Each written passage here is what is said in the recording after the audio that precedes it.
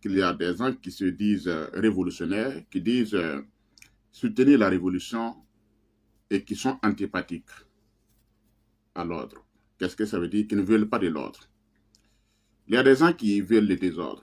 Il y a des gens qui disent que la révolution doit rimer avec le désordre. Oui, on peut faire la révolution dans le désordre.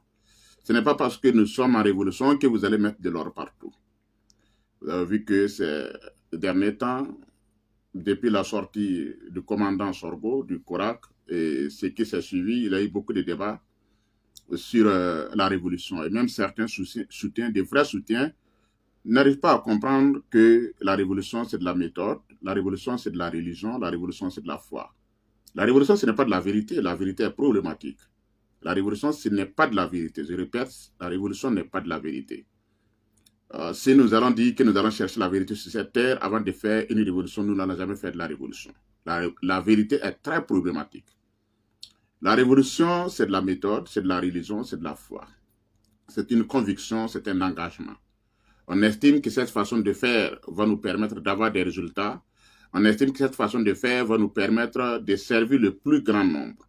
Pas tout le monde, mais de servir le plus grand nombre. La révolution, c'est comme le disait Rousseau, l'intérêt général, l'intérêt du plus grand nombre. Il faut viser l'intérêt du plus grand nombre. Voilà. Construire des hôpitaux, construire des centres de santé, construire des routes, permettre aux gens d'avoir à manger, à tout le monde d'avoir à manger, surtout aux populations rurales. C'est ça la révolution. Donc la révolution se veut pragmatique, la révolution se veut existentielle. La révolution, c'est répondre aux attentes, aux besoins des masses. Voilà. Moi, j'étais en Chine. Quand vous arrivez en Chine, vous pouvez accuser les Chinois de tout. Vous pouvez accuser les Chinois de tout. Mais la Chine, c'est un pays très développé. Les petits Chinois sont très contents. Il y a les métros, les routes sont larges. Il y a des grandes universités, il y a la haute technologie. Mais quand vous visitez ce pays-là, en matière de bien-être, en matière de développement, vous êtes satisfait. Maintenant, un démocrate va dire peut-être qu'il n'y a pas de liberté d'expression, il n'y a pas ceci, il n'y a pas cela. Mais bref, ça, c'est autre mesure. Mais en matière de développement, en matière de technologie, en matière de science, quand vous visitez la Chine, vous êtes émerveillé. Et je crois que c'est la révolution de Mao qui a été le socle sur lequel la Chine s'est basée pour faire son développement. Donc, nous aussi, nous avons besoin de socle pour construire quelque chose. Sans socle, on ne peut pratiquement rien construire. Et la révolution progressiste et populaire que le capitaine Ibrahim Traoré a prononcé Urbi et Orbi le 1er avril 2025 devrait être le socle sur lequel le Burkina Faso va se baser pour faire la révolution. Alors, ce socle-là doit être un socle structuré, un socle méthodique, un socle basé surtout sur l'ordre. Mais tout laisse croire, à la lecture de certains faits, que nous, les Burkinabés, de par l'école néocoloniale et l'école impérialiste, nous sommes habitués au désordre. Et ça, c'est un fait. Ça, c'est le constat que moi j'ai fait depuis longtemps.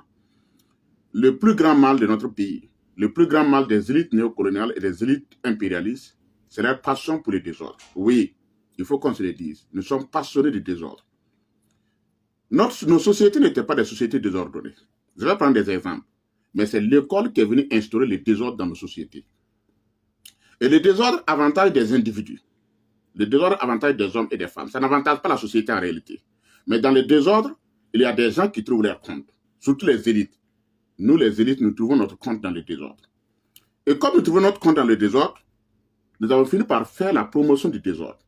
Parce que nous sommes convaincus que tant que le désordre existe dans notre société, nous allons pouvoir voler. Nous allons pouvoir faire de l'injustice, nous allons pouvoir détourner. Le désordre est source de tous les maux. Le désordre est le lit de tous les crimes. Et l'école néocoloniale, s'il y a une chose que l'école néocoloniale a pu nous apprendre, c'est la culture du désordre. Soyez désordonnés. Et les gens ont bien appris le désordre.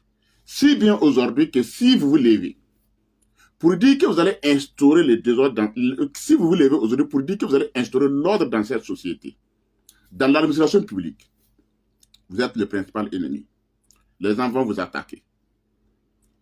Les gens vont vous attaquer.